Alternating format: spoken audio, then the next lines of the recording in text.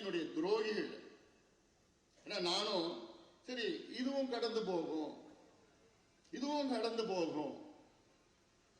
நானும் எவ்வளவு தாங்கிட்டு இருக்கிறேன், எவ்வளவு அவமானங்கள்ல பட்டிருக்கிறேன், எவ்வளவு அசிங்கப்பட்டிருக்கிறேன், மன உளைச்சல், தூக்கம் இல்லாத நாட்கள். எதுக்கு நான் இவ்வளவு நான் மனசுல சுமந்துட்டு இருக்கிறேன்? ஏன்? உங்களுக்காகத்தான், இந்த கட்சிக்காகத்தான், இந்த சமுதாயத்திற்காகத்தான். இவ்வளவு காலமா நானும் சரி இதுவும் கடந்து போகும், அமைதியா நம்ம மாட்டு வேலையை பார்த்துட்டு போலாம். ஆனாலும் இன்னைக்கு ஐயா என்ன மாதிரி மனநிலை வந்துட்டாரு, என்ன மாதிரி மனநிலையை கொண்டு வந்துட்டாங்க பாத்தீங்க இந்த துரோகிகள்லாம். இந்த துரோகிகளை ஒரு பொழுதும் நான் மன்னிக்க போவது கிடையாது, ஒரு பொழுதும் நான் மன்னிக்க போவது கிடையாது.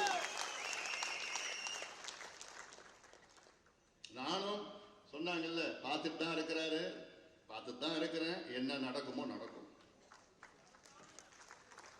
ஒரு 3 மாசத்துல எவன் ஜெயிலுக்கு போறான்னு பார்த்துட்டு தான் எனக்கு போறேன், சும்மா கூட போறதில்லை நான்.